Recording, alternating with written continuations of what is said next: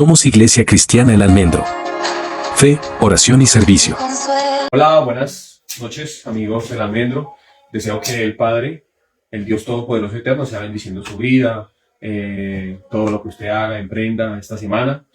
Hoy quiero compartir un texto muy corto, porque en realidad quiero hacer como una breve introducción a lo que va a ser el tema del tabernáculo de reunión, ¿cierto? Es un pequeño estudio que quiero realizar con el propósito de poder enseñar lo que es la sombra y figura de las cosas celestiales, como está escrito en la palabra, que las cosas que están escritas aquí en la palabra, sobre todo en el Antiguo Testamento, vienen a ser la sombra y la figura de las cosas que verdaderamente son, ¿cierto? Entonces, yo en muchas predicaciones, en otras predicaciones les he explicado que el tabernáculo de reunión, el lugar santo, el lugar santísimo, el atrio, todo lo que constituye el tabernáculo, es sombra y figura de Cristo, del Mesías, ¿no?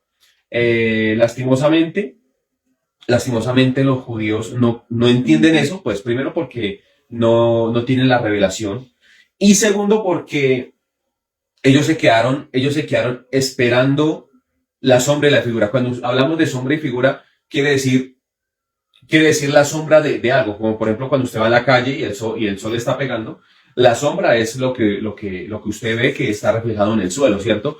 Eso no quiere decir que ese sea usted, es la sombra de usted, ¿cierto? Entonces, usted por la sombra que se está proyectando se puede ver más gordo, más flaco, más largo, ¿cierto? A veces cuando el sol nos está pegando desde atrás, nos miramos como más grandes, ¿cierto? Entonces, dependiendo de cómo nos pegue la luz, así mismo nosotros tenemos como una perspectiva. Las cosas que han sido reveladas en el Antiguo Testamento son sombra y figura de Jesucristo, que finalmente la idea como tal, la idea central del Evangelio es Jesucristo, es que no hay otra cosa, no es el hombre. Algunas personas piensan que es el hombre. Entonces, yo esta semana estuve pensando, bueno, voy a hablar del tabernáculo, pero para que puedan entender un poco mejor el tabernáculo, es importante que las personas puedan entender el sentido del tabernáculo. O sea, lo que verdaderamente es verdadero sentido y significado del tabernáculo, ¿cierto? Pero para poderlo entender, la Biblia tiene algunas claves que las personas deben seguir para poder entender estos textos. Y una de las grandes claves es la gracia.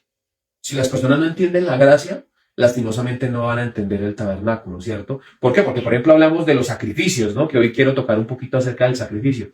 Entonces, los animalistas van a decir, uy, pero sacrificaban cualquier cantidad de animales en el antiguo Israel, eran unos bárbaros, ¿cierto? Y todo por los pecados del pueblo, ¿cierto? Entonces, todo, no sé, de pronto ustedes, los que están acá o las personas que me ven al otro lado, los que medianamente conocen el tema de los sacrificios era de que por cada vez que el pueblo pecare, que lo voy a tocar en la próxima predicación, el pueblo tenía que presentar, ¿qué? Una ofrenda. Y esa ofrenda era una víctima. Y la víctima era una oveja, ¿cierto? La víctima era una paloma, la víctima era, por ejemplo, para los más pobres era una efa de flor de harina. Habían 3 tipos de sacrificios que tenía que realizar el sacerdote. Uno, por él mismo. Entonces el sacerdote, para presentarse delante de Dios, para poder entrar al lugar santo y al lugar santísimo, a escuchar la voz de Dios, que tenía que hacer, sacrificar primeramente, ¿por quién? Por él, ¿cierto? Porque si no, él entraba y si no presentaba el sacrificio, la presencia de Dios lo fulminaba, ¿cierto? El segundo sacrificio que tenía que presentar era el sacrificio por las personas del pueblo, no por el individuo, sino por si el pueblo, quizá por los pecados futuros, ¿cierto? Entonces, por si de pronto el pueblo llegara a fallar, entonces tenían que llevar el pueblo, ¿qué? Una ofrenda, y allí el sacerdote ponía sus manos y los ancianos pasando todo el pecado del pueblo por si de pronto fallaban, ¿a dónde? A la víctima. Y el tercer sacrificio era el que presentaba cada individuo. Pero cada individuo tenía una forma de presentar su sacrificio de manera personal, dependiendo también de su estrato económico, ¿no? Entonces, para los que tenían ovejas, para los que tenían ganado, que muchas personas piensan que era que muchas personas tenían ganado en aquel entonces, eso no es así. De hecho, había mucha hambre, mucha escasez. Entonces, para los que tenían menos recursos, a veces era una paloma o a veces era, ¿qué? Una efa de flor de harina. Siempre se le permitía participar de los sacrificios. Entonces, vamos a Mateo capítulo 20, versículo 28. Es un solo versículo y quiero tocar ese versículo porque si nosotros entendemos esto, nosotros podemos llegar a comprender de antemano qué sentido o qué función tenía el tabernáculo, ¿cierto? Entonces, dice, como el Hijo del Hombre no vino para ser servido, sino para servir y para dar su vida en rescate por muchos. ¿Qué dice Mateo capítulo 20, versículo 28? Dice, como el Hijo del Hombre no vino para ser servido, sino para servir y para dar su vida en rescate por muchos. Entonces, cuando leemos el contexto, es la petición de dos discípulos queriendo estar uno a la diestra y el otro o sea, uno a la derecha y el otro a la izquierda de Jesús, ¿cierto? Entonces él está hablando de quién va a ser el más grande en el reino de los cielos. Y finalmente con esto él termina diciendo que el que quiera ser grande en el reino de los cielos, según el contexto, tiene que hacer ¿qué? Tiene que hacerse primero ¿qué? El más pequeño, y primero tiene que tener el mismo sentido de vida que tuvo él en su vida, ¿cierto? O sea, el Señor Jesús, que él vino para ¿qué? Para hacer dos cosas, para servir y para dar su vida en sacrificio por muchos. Entonces, el tabernáculo tiene como primer objetivo ¿cuál? El servicio, ¿cierto? Entonces, el tabernáculo se hizo para el servicio de la comunidad, no para el servicio de Jesús, de Dios. Las personas piensan que eso era para el servicio de Dios. No, era para que Dios no derramara su ira en contra de las personas. Entonces, hay muchas personas que viven su vida cristiana de una manera rara. ¿Por qué? Porque cuando se acercan a Dios, vienen por una necesidad física, sentimental, laboral, ¿cierto? Entonces, no está mal que vengan cuando tengan esa necesidad. Peor si las personas no van cuando tienen esas necesidades, ¿sí o no?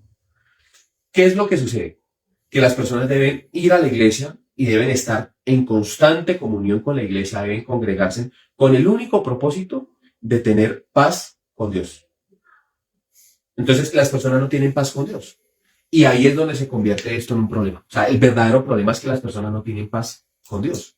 Entonces, como no tienen paz con Dios, las personas llegan a la iglesia y lo primero que empiezan a hacer es hacer su grupo hogareño.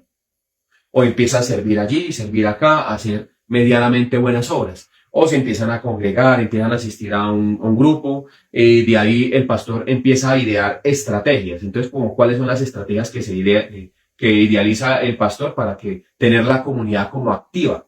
¿Cuáles son? El encuentro, el posencuentro, la venganza del encuentro, los retiros espirituales, que básicamente es lo mismo, que la gente esté todos los fines de semana metidos en grupos hogareños, que sean diezmadores, ofrendadores constantes, que mejor dicho estén viviendo su vida en pos de la iglesia. Y no está mal ninguna de estas cosas. De hecho, las personas deben diezmar, ofrendar, deben servirle al evangelio. O sea, las personas deben ir a un grupo a congregarse, deben ir a la iglesia. O sea, la escritura dice, no como algunos tienen por costumbre el no congregarse, ¿cierto? Entonces, las personas se deben congregar, deben hacer todo este tipo de cosas. ¿Cuál es el problema? El problema es que no tienen el verdadero sentido de por qué hacen las cosas. Entonces, a ver, para explicar un poquito mejor esto, es como si yo fuera y le regalara a mi novia unos chocolates, no con el sentido verdadero de alegrar su corazón, sino con un interés, ¿cierto? Entonces yo voy a tener un gesto de regalarle unos chocolates, de regalarle, no sé, un ramo de flores, pero mi intención no es que verdaderamente alegrar su corazón, mover su corazón, sino mi sentido, ¿cuál sería? De pronto el engañarla, el manipular sus sentidos. Entonces, eso es lo que hacen las personas en realidad en la iglesia en la actualidad. ¿Por qué? Porque desde la antigüedad nosotros pensamos que el que peca y reza, empata, ¿cierto? Entonces, ya no es el que peca y reza, sino el que peca y sirve. Entonces, tenemos una vida clandestina, una vida errada en nuestra familia, en nuestro diario vivir, pero nosotros pensamos que si le servimos medianamente a Dios, tenemos paz para con Dios, ¿cierto? Entonces, estamos acostumbrados ¿a qué? Como a devolverle el favor a Dios, ¿sí? Entonces, ahí es donde está el problema. El problema es que no se tiene una relación correcta de lo que verdaderamente es Dios, sino que pensamos que Él es un mercader. Y cuando el Señor Jesús llegó al templo, ¿qué fue lo primero que hizo? Lo primero que hizo fue que en el templo se estaban vendiendo las cosas, que habían convertido eso en un negocio. ¿Y qué hizo Él? Cogió y empezó a lanzar todo para lado y lado, empezó a volcar las mesas, ¿cierto? ¿Por qué?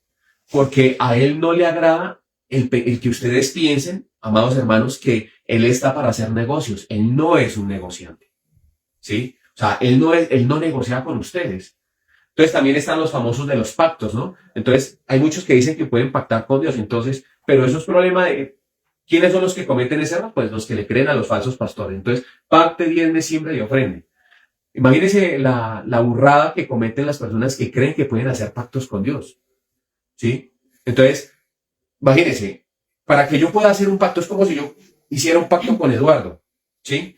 Y yo le dijera, Eduardo, le voy a cambiar este reloj por ese reloj que usted tiene. Entonces, usted va a analizar costo o algo, pero entonces por lo menos Eduardo, la persona que está aquí conmigo, dice, bueno, por lo menos es un reloj, ¿cierto? Tiene algo con qué cambiar, ¿cierto? Nosotros dos sí podemos hacer un pacto, porque tenemos algo con qué hacer pacto. El ser humano viene desnudo al mundo. El ser humano viene sin nada y se va sin nada. Dígame una cosa, ¿cómo un ser humano puede hacer un pacto con Dios? Es imposible que usted le diga, Señor, voy a diezmar o voy a ofrendar este reloj por esto que tanto quiere. Entonces usted coge y dice, este reloj me valió 1.500.000. Entonces usted va y lo pone allá en el altar como le piden los pastores, ¿cierto? O pone su dinero, pone 2 millones, 3 millones, conocí pactos grandísimos que ponían las personas. Usted va allá y pone su pacto. Entonces usted cree que usted está haciendo un pacto con Dios. Pero imagínese, para que usted pueda hacer un pacto con Dios, usted tiene que llegar a ¿cómo? A una igualdad. O sea, usted tiene que tener algo que iguale lo que Dios puede darle a usted, ¿cierto? Es más, usted tiene que estar a la altura de aquella persona con quien usted va a hacer el pacto. De lo contrario, no puede haber pacto. Entonces, imagínese, una hormiga, es que ni siquiera somos una hormiga. En el universo no somos sino polvo, no somos nada, el universo es muy grande y hay personas que creen que pueden hacer un pacto con Dios, ¿cierto? Pero esto es culpa de quién, del feligrés, no. Esto es culpa de la desinformación y de la mala formación pastoral que tienen muchos hombres que se hacen llamar pastores. No quiero criticarlos, pero sí quiero poner cosas en claro, como por ejemplo que el hombre no puede hacer un pacto con Dios. No puede. Entonces, yo se los voy a demostrar, ¿sí?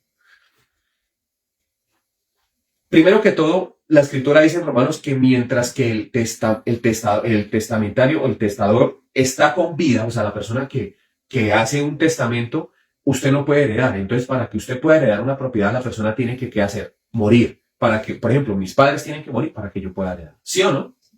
¿Cierto?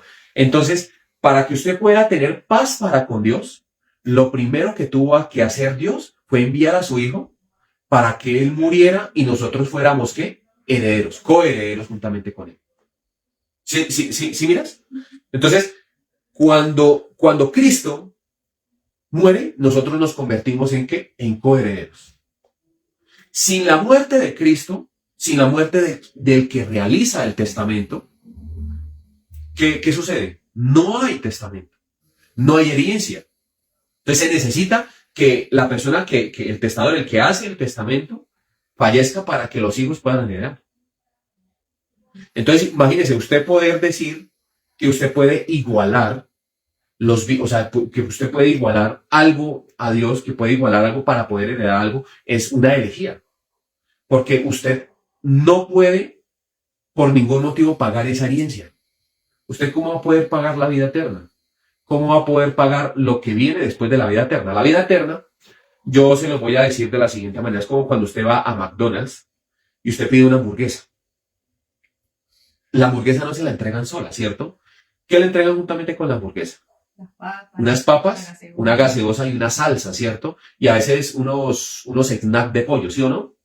Usted va a, ¿cómo se llama? Al corral. Hamburguesas El Corral. ¿Usted se pide una hamburguesa, se la entregan sola? No. Usted no le van a llevar solo la hamburguesa, le van a entregar. Ellos le venden el combo, ¿cierto? Le venden las papitas juntamente con la hamburguesa, ¿cierto? Entonces, la salvación es así. La hamburguesa es la salvación. Las otras cosas que vienen con la hamburguesa son las otras bendiciones que usted espera para su vida. O sea, las papitas puede ser su sanidad física, ¿cierto? Su sanidad económica puede ser la gaseosa. Entender que lo más importante que es la hamburguesa. Se lo pongo a usted con otro ejemplo. Usted va a un banquete. Se lo he puesto en miles de ocasiones este ejemplo. Usted va a un banquete, usted va por el banquete. En el banquete le van a dar, ¿qué? Unas degustaciones. Entonces, usted va a un banquete, las degustaciones son los milagros.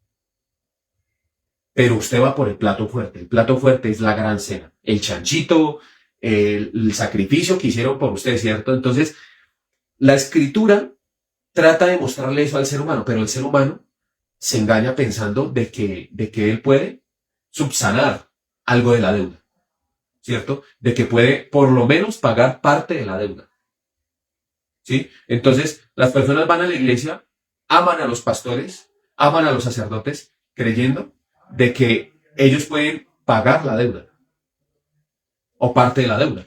Entonces, ahí es donde está el problema, ¿cierto? Entonces, se tiene una idea borrosa acerca de qué es el sacrificio.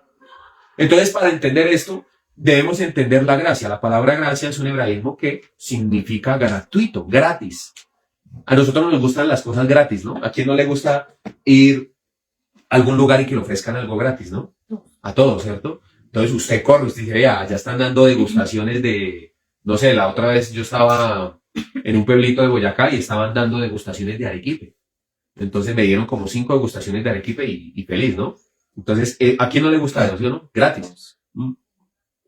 Yo jamás me voy a olvidar, y que día estaba recordando eso con Diana, que una vez que yo estaba mal económicamente y que no tenía para el almuerzo, me fui de la y no tenía ni siquiera para el pasaje del bus, me fui de camino a la casa y entonces pasé por un restaurante, por un asadero de carne. Entonces le pregunté al hombre, hágame un favor, ¿a cómo está el plato? Yo no tenía plata, el hombre cogió, partió un pedazo de carne y me la dio. Me dijo 19. Seguía el próximo asadero, el hombre partió un pedazo de carne y así como visité como 108 asaderos, lo cierto es que cuando llegué a la casa llegué lleno. Claro. Entonces, En degustaciones. en degustaciones, ¿cierto? Nos encanta lo gratis, ¿cierto? Sí. Entonces, no sé si ustedes han escuchado la historia de Eric Musambani. ¿No? Eric Musambani es un negrito de Nueva Guinea. Este señor, esto es una historia real, este señor participó en los Olímpicos de Sydney 2000, ¿sí? Entonces, él estaba luchando contra otros por los 100 metros de nado, 100 metros. Entonces, este hombre llegó y se paró en la meta, en la línea de partida, perdón, juntamente con los otros, y el hombre, en lugar de tirarse cuando sonó el pitido, el hombre no se tiró. Los otros se tiraron antes de tiempo, y por tirarse antes de tiempo, perdieron, se descalificaron. Todos perdieron. Entonces, ya al verse ganador, cogió y se botó y empezó a nadar. Y es la historia del hombre que ha nadado. Él tiene el Guinness Record del nadador más lento de todo el mundo. No era que él dijo, no fue que él dijo, no, pues yo ya gané, entonces voy a ir lento y me devuelvo lento porque yo ya gané. No es eso. Resulta y pasa que en Nueva Guinea no había departamento de natación, no había ni siquiera alberca en donde ellos pudieran botarse a nadar, no había piscina olímpica ni nada de ese tipo de cosas. Entonces, este hombre vio una noticia en el periódico decían, necesitamos nadadores que vayan a participar a los Juegos de Sydney en el año 2000. Si fueron el año, sí, aquí tengo el dato. Eric Musambani, 100 metros libres, Juegos Olímpicos Sydney 2000. Entonces, imagínense. Entonces el hombre leyó eso y el hombre no sabía nada. Entonces el hombre dijo, no, pues yo de vez en cuando me he botado por ahí algún charco, pero yo no sé nada, pero el hombre fue y se presentó, ¿sí? Entonces el hombre fue y se presentó, nadie le preguntó, oiga, hombre, ¿usted sabe nadar? No. Se supone que si se presentaba era porque sabía nadar, ¿cierto? Entonces el hombre dijo, no, pues esta es la mejor estrategia que yo puedo llegar a tener para viajar alguna vez en mi vida. Entonces, en ese país son muy pobres, ¿sí? El hombre se presentó y se fue para los Juegos Olímpicos de Sydney 2000. Esto que le estoy contando es real. Claro. Pueden verificarlo en Google. Eric Musambani. Entonces este hombre fue y se presentó allá y, como les estaba diciendo, el hombre no sabía nadar muy bien. Antes de presentarse y cuando le dijeron a él que listo, que iba para los Juegos, el hombre fue por allá y se consiguió una medio piscina chiquitica y empezó a entrenar nada, ¿sí? Cuando llegó ese día a la competencia, el hombre no se votó, se votaron los otros, quedaron descalificados y él se votó después. Y lo que lleva más o menos como que 50 segundos sin cruzar los nadadores, el hombre lo cruzó casi en más de 2 minutos. O sea, mejor dicho, el hombre iba a paso de tortuga nadando, ¿sí? Porque no sabía. Claro, el hombre decía que él sabía nadar, era de perrito. Entonces el hombre cruzó y de para acá casi no se puede devolver en esa piscina. Como la gente que estaba alrededor empezó a alabarlo, a decirle ánimo, ánimo, ánimo, que ya ganó. El hombre ganó, ¿cierto? Y se convirtió en un símbolo en Nueva Guinea. Entonces, tanto así que el hombre lo convirtieron en el presidente del grupo de natación. O sea, no había ni siquiera piscina. Gracias al premio, gracias a eso, el gobierno hizo una piscina olímpica, ya hay piscina en Nueva Guinea, ¿cierto? Pero más o menos la gracia data de eso. La gracia es que usted no tiene la capacidad, no tiene la forma de poder ganar la salvación, pero alguien la gana por usted. Entonces, Eric Musambani no tenía la capacidad de poder ganar unos Juegos Olímpicos. Si estos dos que estaban alrededor de él no se votan antes, posiblemente la historia hubiera sido otra y el hombre hubiera hecho el oso en los Juegos Olímpicos. Pero de eso se trata la gracia. La gracia se trata de que Cristo ideó todo para que el ser humano gratuitamente pueda llegar a la salvación. ¿Cierto? ¿A usted no les parece una historia maravillosa lo que le pasó a Eric Musambani? Claro. Entonces el hombre ahora ya no para de viajar, da conferencias, se volvió conferencista a nivel mundial, ¿cierto? Pero, ¿qué tuvo que hacer este hombre? Simplemente atender a un llamado, ¿cierto? El hombre no sabía ni nadar, el hombre no sabía absolutamente nada. Lo único que tuvo que hacer que ir y arriesgarse a creer, ¿sí o no? Ir y a creer. Entonces, ¿qué es lo único que puede hacer el creyente para obtener la salvación? Tener fe, creer. De ahí en adelante, la historia es como la de Eric Musambani. Dice la escritura, el Señor Jesús les decía a los discípulos, les decía a los escribas y fariseos, hablando de Juan el Bautista. Todo aquel que es llevado por el Espíritu, usted no sabe a dónde inicia ni a dónde termina, porque es llevado por el viento. O sea, la persona, cuando conoce a Cristo, la persona no entiende ni conoce qué es la obra que Dios va a empezar a hacer en la vida de él. ¿Cierto? Entonces, ¿usted cree que Eric Musambani pensó que le iba a ir tan bien? Yo creo que no. Yo creo que él fue y dijo, desde que fui a los Juegos Olímpicos, ya me fue bien, ¿cierto? Entonces, pero él no sabía qué era lo que iba a suceder de ahí en adelante para su vida, ¿cierto? Si la persona se arriesga, si toma la determinación y si se deja seducir por el poder del Evangelio, la persona no sabe desde dónde inicia hasta dónde va a terminar. Así es el Evangelio. Esa es la gracia. La gracia es que gratuitamente este hombre ganó todo. Gratuitamente la persona que se acerca a Cristo obtiene el combo. La hamburguesita con las papas y la gaseosa.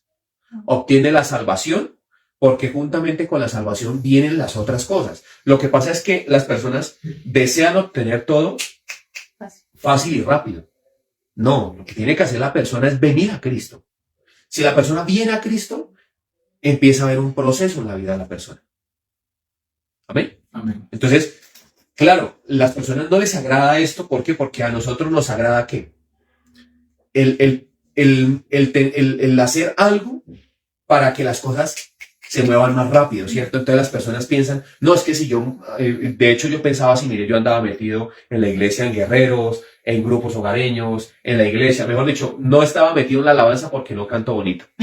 Sí, de verdad. Entonces yo andaba metido en todo pues eso me sirvió para que ahora yo pueda predicar, pero pues en realidad yo pensaba que yo podía medianamente o que yo estaba agradando a Dios. Y lo único que uno debe hacer para agradar a Dios es creer en la obra que Él hizo desde el principio hasta el fin. Es lo que a Dios le agrada. A Dios lo que le agrada es que usted coja la Biblia y lo busque a Él entendiendo esto, que no hay cosa que usted pueda hacer para ganarse su bendición. Desde que usted reciba la salvación, desde que usted reciba a Jesús y al Evangelio, usted ya es bendecido. Y las demás cosas vienen por añadidura. Mas buscad primeramente el reino de Dios y su justicia. Y todas las demás cosas vendrán por añadidura. ¿Qué es lo que sucede? Que las personas tienen desdibujada la justicia. Entonces las personas piensan que la justicia se acomoda a la justicia que ellos mismos han ideado, pero la justicia que enseña Cristo es una justicia totalmente diferente. En donde si alguien lo abofetea a usted, usted debe dar que la otra mejilla. Si alguna persona peca contra usted una vez, dos veces, muchas veces, 7 veces, usted debe perdonarla 490 veces, como le dijo al apóstol Pedro, ¿no? Que si alguna persona viene y que le pida a usted andar 1 milla, usted tiene que andar otra milla. Esa es la justicia para Dios. La justicia para Dios es que Él entregó a su Hijo por el rescate de muchos. ¿Usted entregaría a su Hijo por el rescate de muchos? No. Entonces, desde ese punto de vista ya entendemos que la justicia de Dios es completamente diferente que nuestra propia justicia. ¿Cierto? Aún así, todo acto de injusticia que usted haga con su prójimo es un acto de vandalismo que usted hace y tiene un resultado. Porque la Escritura dice, de todo lo que el hombre sembrare, de eso también va a cosechar. Entonces, para entender la justicia, es necesario entenderla no bajo nuestra perspectiva, sino bajo la perspectiva de Dios. Aún así, nosotros entendemos que hay cosas que no debemos hacer con el prójimo. Porque si nosotros cometemos un acto de injusticia con alguien, estamos dañando la naturaleza de esa persona. ¿Por qué? Porque esa persona ya va a estar como a la defensiva. ¿Sí? Todo acto de injusticia tiene una consecuencia. Entonces, la otra vez estaba yo viendo una página de ateos, a veces sigo las páginas de ateos para ver qué burradas dicen, para poder reírme un ratico y de hecho coger y mirar a ver, para resolver a futuro preguntas. Entonces, una persona, si Dios existe, ¿por qué no borra el mal de la tierra? ¿Sí? Le escribí yo, porque al primero que tendría que eliminar Dios es a usted, Sí. amigo.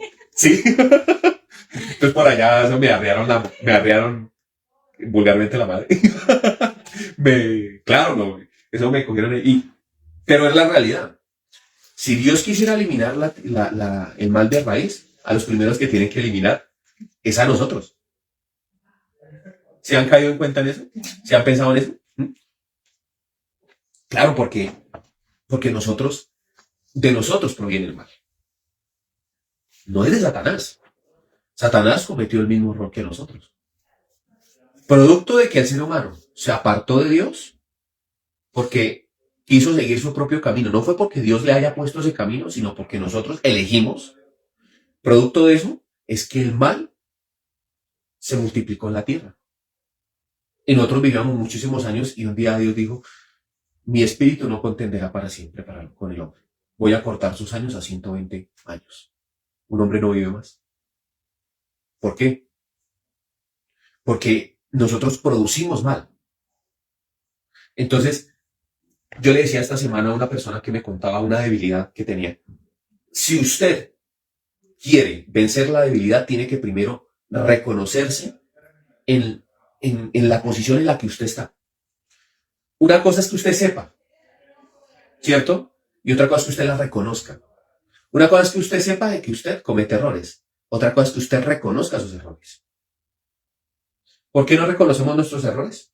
Porque a veces suceden dos cosas. La primera, cuando nosotros tenemos un barrito en la cara, nosotros no nos vemos el barro. Si nosotros nos sonamos mal y se nos sale por aquí un moquito, nosotros no nos estamos viendo el moco. Otra persona no lo va a ver. El problema es que nosotros no queremos tampoco escuchar que la otra persona nos diga que tenemos un barro, que tenemos un moco aquí por fuera. ¿Cierto? O que nos miren con desagrado porque tenemos eso, ¿cierto? Y la otra cosa es que sabemos, pero nuestro orgullo y nuestra soberbia no nos permite reconocer que producto de las cosas que nosotros hacemos es que pasan las cosas, ¿cierto? Entonces, en algún momento de mi vida me pasó eso. Entonces, yo vengo de algunas operaciones y lo primero que uno hace es echarle la culpa a Dios. Uno busca la culpa en otra persona, en otras circunstancias, en un trabajo, en Dios, en otra persona, ¿cierto? Pero parte o gran parte de la culpa, claro, Dios no permitió por algo, pero la culpa de que a mí me hayan sucedido esas operaciones fue mi mala alimentación. Entonces, mi mala alimentación produjo de que a mí me sucediera una infección intestinal. Pero yo no quería aceptar, yo estaba creyendo que ese era el trato que entonces Dios me mandó esa enfermedad. Entonces, ese es el pensamiento infantil con el que viven muchos creyentes. Entonces, ¿todo es la culpa de Dios o la culpa del diablo? Entonces ahí viene el chiste de ese viejo que todo pastor echa en algún momento de su vida, se los voy a echar, de que un día el diablo estaba llorando en una iglesia. Y entonces se le acerca el cura y le dice, ¿y por qué usted está llorando, amigo de Cachos? Y el amigo de Cachos le dice, porque es que los seres humanos me echan la culpa de todo. Y yo no tengo la culpa de todo lo que ellos hacen. ¿Sí? Entonces, ¿qué es lo que hace Satanás? Dice, estar atentos y velad porque vuestro enemigo Satanás está como león rugiente, está dispuesto a tentar, ¿cierto? O sea, el propósito de Satanás es tentar. ¿Cómo uno tienta a otra persona? Cuando usted, por ejemplo, le dice, oiga, por ejemplo, un amigo, usted es casado, mire esa muchacha cómo está, mire ese cuerpo que tiene tan hermoso, ¿sí o no? Entonces, automáticamente, ¿usted qué está haciendo? Incitando a esa persona a que mire esa muchacha cuando él ya tiene mujer, ¿cierto? Entonces, a eso se le llama ¿qué? Tentar, ¿cierto? Entonces, ¿qué es lo que hace Satanás? Satanás viene y conoce su debilidad. Conocía la debilidad del rey David. Entonces, el rey David un día dice que en el tiempo en que los reyes salían a batallar, el rey David se quedó durmiendo. Y como Satanás conocía su debilidad, yo imagino que él le diría, hombre, usted tiene tantos buenos soldados, ya tiene todo ganado. Hermano, usted no sé, ¿usted para qué va a ir por allá? Quédese más bien durmiendo, ¿cierto? Entonces el rey David, me imagino que por consejo de Satanás le dijo, hija, levántese y vaya y mire todo su reino. Entonces, yo le he explicado que los palcos de los reyes, de hecho, los que han visto Game of Thrones o han visto algunas series épicas, saben que el castillo del rey, en la parte alta es donde vive el rey. Entonces salió el rey, dijo, yo imagino que le diría a Satanás, oiga amigo, mire todo lo que usted ha logrado. Todo esto es suyo. Todo le pertenece, toda esa gente le pertenece. Y yo imagino que David diría, ¿cierto? Y el viejo Sata dijo, el chanto es que le dijo, sí, te lo digo de onda. O yo le dijo, mira ya esa casa, tan bonita, ¿no? Es de uno de sus generales, de Urias. Ese tipo también le pertenece. Entonces David, ¿cierto? ¿Cierto? Entonces el Satanás que le dijo, sí, te lo digo de onda. Mire lo que hay allá. ¿A quién vio? A la mujer de Urias, desnuda, bañándose en la terraza. Dijo, mire lo atractiva de esa mujer. Esa mujer le pertenece. ¿Qué es lo que usted debe hacer? Mandarla a traer y tener relaciones sexuales con ella, que total usted es el rey, nadie le puede decir nada. ¿Sí? Entonces, Satanás hace eso. Pero ¿quién fue el que dijo, ¿de verdad Satanás? Es que ni siquiera, siento que sí. O sea, ¿quién es el que se escucha a sí mismo? Usted y yo. Nosotros le hacemos caso a ese pensamiento. Y de hecho a veces ni Satanás tiene que ponerse con nosotros a decirnos cosas al oído. Nosotros mismos, por la maldad que hay en nuestro corazón, ¿nosotros qué hacemos? Automáticamente empezamos a maquinar, sin la necesidad de que Él nos esté hablando a nosotros. O sea, nosotros mismos nos tentamos a nosotros mismos. ¿Sí? Entonces, cuando está la tentación, ahí es cuando usted toma una decisión. Cuando usted toma la decisión es suya. O sea, en ningún lugar de la Biblia dice que Satanás va a ser juzgado por usted. En Apocalipsis dice, porque ha sido lanzado el acusador, el que tentaba y al que acusaba a vuestros hermanos de día y de noche. O sea, ¿qué hace Satanás? Tentar y acusar. ¿Cómo así? Como Satanás entiende la ley y puede coger y juzgarnos a nosotros delante, no del Padre, sino delante de nuestras propias conciencias, Él nos puede acusar. Entonces, Él es el que le dice a usted, oiga hermano, mire, esa muchacha está buena, pero Él es el mismo que después de que usted la embarra, le está diciendo, es que usted sí es una basura, una porquería. Es que usted, ¿cómo le fue a hacer eso a esa muchacha? ¿Cómo le fue a hacer eso a Urias Eteo? ¿Cómo lo fue a mandar a la guerra a matar? ¿Sí o no? Entonces, ese es el propósito y el sentido de Satanás. Entonces, Hollywood nos lo ha vendido con cachos y con cola y que, mejor dicho, y que va a estar en el infierno con un tenedor grandísimo, con un trinche y que nos va a chuzar la cola. Él también va a tener su propio castigo. Él no va a reinar. Él no reina. Él es el príncipe de este mundo. Maneja este mundo a su antojo, pero él no es rey de nada. ¿Amén?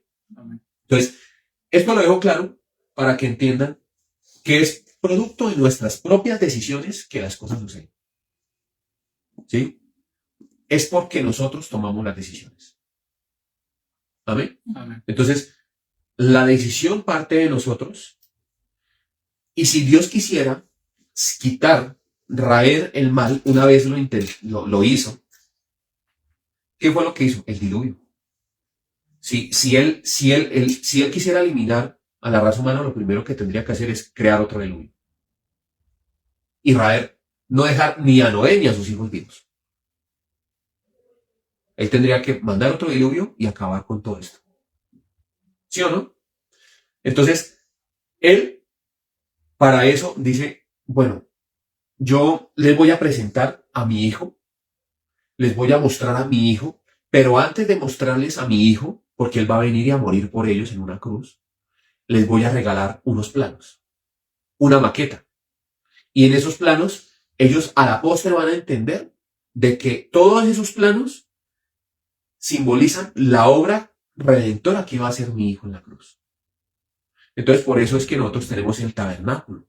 Por eso es que quiero iniciar con el tabernáculo. Porque el tabernáculo es de lo que debería estar hablando el creyente. No de prosperidad, ni de finanzas, ni de salud, ni nada de ese tipo de cosas. Obvio, yo como pastor tengo que predicar de esas cosas y tengo que orar por los hermanos que tengan necesidad. Es necesario. Pero ese no debe ser el centro del evangelio. El centro del evangelio tampoco debe ser una experiencia propia. De que, no, yo vi a Dios, me escuché una voz y entonces Dios, no, el centro del evangelio es la palabra. Entonces, ¿qué es lo que debo yo hacer? Enseñar Biblia, enseñar palabra. Enseñar la sombra y figura de las cosas que sucedieron y de las cosas que están por suceder. Enseñar que Cristo cumplió el Antiguo Testamento con el solo hecho de él venir en vida. Él es el tabernáculo de reunión. Él es el lugar santo, el lugar santísimo. Hay nombres que de pronto algunos no entienden. Que por ejemplo Neye, yo creo que ella no entiende esas cosas aún, ¿cierto? Pero cada vez que usted empieza a tocar desde la madera de acacia, desde los materiales con el que fue elaborado el tabernáculo de reunión, por ejemplo, el oro, la plata, el incienso, el aceite de oliva, con cada material que se nombra ahí, se está mostrando la gracia y la misericordia. El pectoral del sacerdote, la forma en la que se elaboraban los sacrificios, que es lo que vamos a tocar de aquí en adelante. Entonces, esto es un abrebocas para que usted como que diga, oiga, en realidad es interesante el poder ver la obra redentora de Cristo a través del estudio del tabernáculo. Y para eso hay que entender gracia. Para eso hay que entender primero que todo es gratuito. De que si usted va a una iglesia, usted ya es bendecido. En las iglesias se la pasan diciéndole a los creyentes, a los hermanos, que están enfermos porque tienen maldiciones generacionales. Claro, existen las maldiciones generacionales, pero la escritura es clara cuando dice, para los que están en Cristo Jesús, no hay condenación, no hay maldición. La escritura dice eso. ¿Qué es lo que debe hacer un cristiano cuando tiene maldiciones, cuando tiene todo ese tipo de cosas? Debe simplemente creer esa palabra. Si a usted le dijeron que producto, si usted sabe que producto de una maldición de sus padres, de algo que venía sucediendo en su vida, usted ha venido en decadencia, porque eso existe, usted lo primero que tiene que decir, escrito está. Para los que están en Cristo Jesús, no hay condenación. Yo ya no soy maldito. Porque todas las cosas viejas pasaron, he aquí todas son hechas nuevas, dice la escritura. Entonces, entender eso es difícil si la persona no tiene las bases sólidas de lo que verdaderamente es el evangelio. Entonces, a las personas les parecen este tipo de cosas aburridas.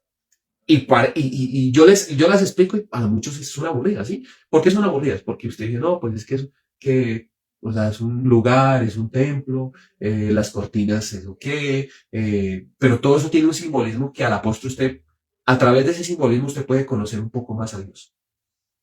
¿Por qué Dios hace las cosas? ¿Cierto? Entonces, el sentido de esta predicación es darles a entender a ustedes como tal que la gracia debe ser el alimento diario para que usted pueda entender primero para que usted pueda entender la escritura. Como lo dije en un inicio, y con esto acabo, es que hay claves en la Biblia para que usted la pueda entender. Y una de las claves para que la Biblia se le abra a usted al leerla, ¿cuál es? La gracia. Lo segundo es entender que la Biblia tiene una parte y una contraparte. O sea, la Biblia tiene cada versículo, cada capítulo tiene su gemelo. Y que la Biblia se conecta de una manera maravillosa, de una manera sincronizada perfectamente.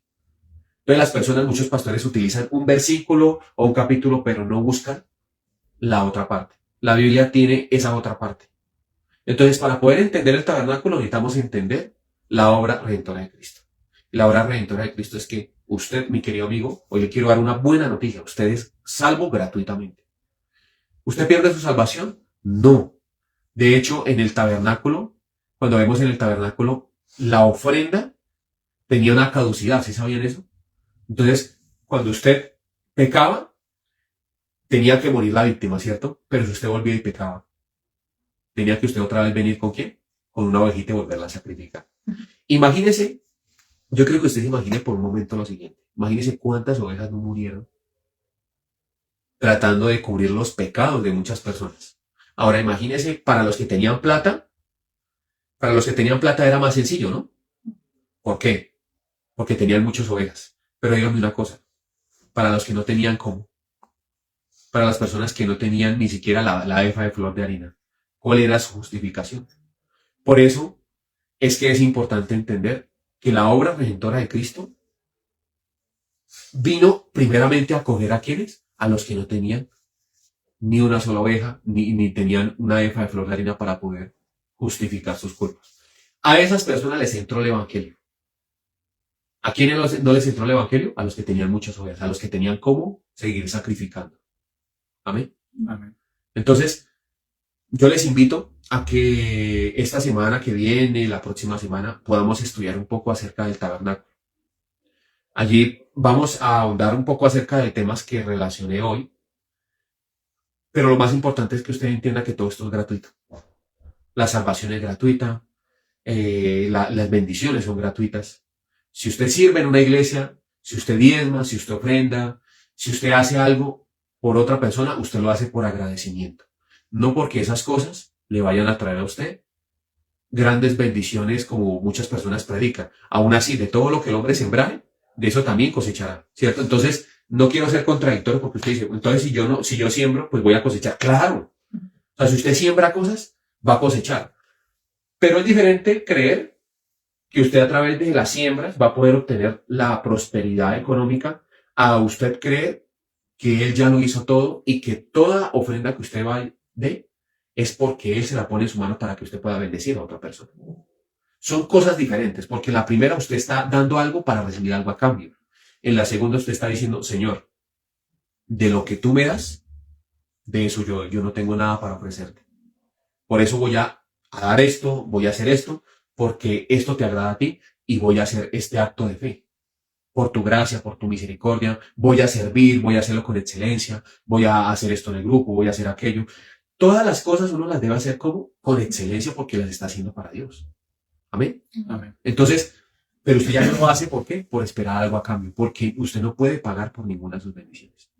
Usted lo hace ¿por qué? Por amor. Porque Él ya pagó el precio. Amén. Amén. Entonces, es maravilloso que podamos abrir este estudio. Yo deseo que el Dios Padre Todopoderoso Eterno sea bendiciendo su vida, todo lo que usted haga y emprenda. Los espero el otro fin de semana, deseando que por favor tengan Biblia, ¿sí? Para que ustedes puedan corroborar lo que yo estoy diciendo y para que nos puedan acompañar. Amén. Bendiciones, shalom. Te invitamos a que nos visites en nuestras redes sociales, comentes, compartas y dale me gusta. Nos encuentras en Facebook como Iglesia Cristiana El Almendro, Instagram El Almendro Iglesia, YouTube Iglesia Cristiana El Almendro y TikTok Iglesia El Almendro.